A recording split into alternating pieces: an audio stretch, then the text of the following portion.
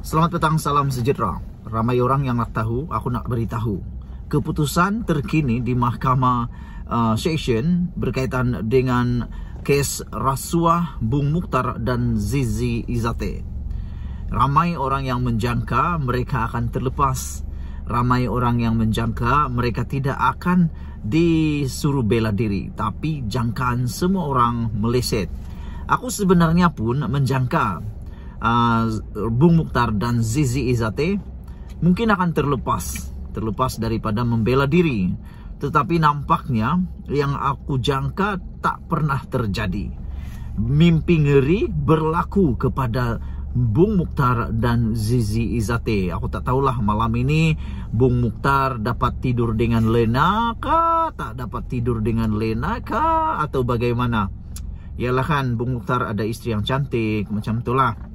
Tapi walaupun istri yang cantik, dengan keputusan terkini yang diumumkan oleh Mahkamah Session ini, aku fikir nasi yang sedap, lauk yang sedap, air yang manis akan menjadi lebih tawar malam ini.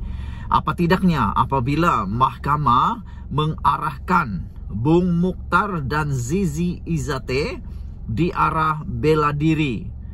Ini secara rasmi ya, ini bukan satu fitnah, ini bukan kabar angin lagi, tapi ini berita yang benar, yaitu Bung Mukhtar, Zizi Izate di arah bela diri. Cakap tentang isu kabar angin ini, aku selalu kata begini, di Malaysia ini kabar angin akan jadi berita benar.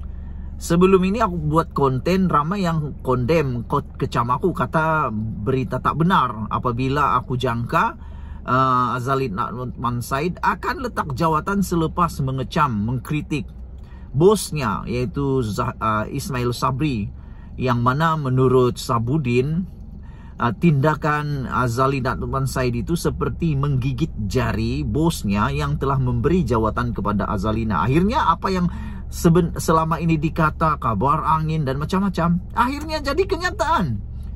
Hari ini disahkan Azalin Natman Said telah pun letak jawatan, dan dia minta, kalau aku tak silap, dia minta sebulan notis untuk menyiapkan kerja-kerjanya, katanya begitu.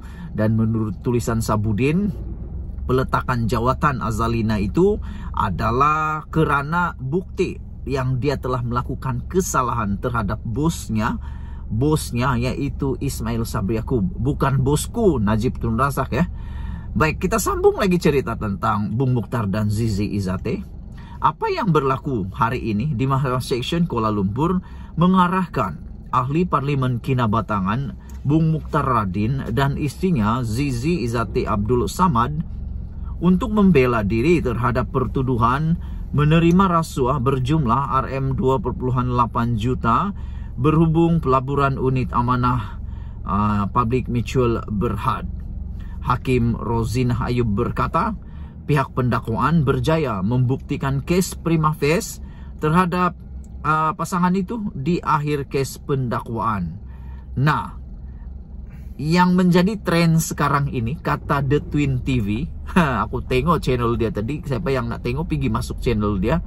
Dia kata ada satu tren yang luar biasa berlaku di Malaysia, yang mana ia melibatkan pasangan suami istri. Bila suami terlibat, bila suami dituduh, jangan kata terlibatlah, sebab kita belum tahu kebenarannya, kerana untuk Bung Mukhtar dan Zizi, mereka hanya disuruh bela diri terlebih dahulu. Tetapi yang dituduh, sekarang ini mereka dituduh, dan sah dituduh, perlu bela diri. Satu tren sekarang di Malaysia ini, apabila suami dituduh melakukan perbuatan rasuah, salah guna kuasa dan sebagainya, si istri pun terlibat. Begitulah yang berlaku dengan kes Najib dan Rosmah. Najib dan Rosmah bukan saja dituduh, tetapi sekarang ini sama-sama bakal tinggal dalam penjara. Nasib baik bukan penjara yang sama. Rosmah sudah didapati bersalah dengan hukuman penjara 10 tahun, denda 970 juta. Walau bagaimanapun beliau mendapat kebenaran daripada Mahkamah Tinggi untuk menangguhkan terlebih dahulu hukumannya. Tren ini tren yang amat menakutkan sebenarnya. apabila melibatkan suami istri. Makna kata, ada satu isu yang perlu diperbaiki di Malaysia ini, yang mana istri sepatutnya membimbing, menolong suami, bukan tolong nak buat rasuah. Itu yang harus diperbaiki di Malaysia ini. Dan tren yang kedua pula ialah apabila si bapa jadi ahli politik, si anak pun turut jadi ahli politik. Dan lebih teruk lagi, si bapa dituduh melakukan rasuah, melakukan penyalahgunaan dan sebagainya. Si anak pun terikut-ikut juga dalam isu-isu seperti itu. Kamu tahu, ramai yang disebut-sebut di Malaysia ini, bapaknya kaya, anak pun kaya. Dan dipersoalkan dari mana kekayaan mereka. Saudara-saudara penonton sekalian, pada 3 Mei 2019, Bung Mukhtar 64 tahun berdepan, 3 pertuduhan menerima rasuah berjumlah RM2.8 juta untuk mendapatkan kelulusan Felcra Berhad untuk membuat pelaburan sebanyak RM150 juta dalam produk unit amanah public mutual. Zizi Zati pula berumur 44 tahun. Wah, muda lagi rupa-rupanya Zizi ni ya. Sangat muda. Masih muda. Pula berdepan 3 pertuduhan bersubahat dengan suaminya dalam perkara itu. Aduh, nah ini satu perkara yang perlu diperbaikilah.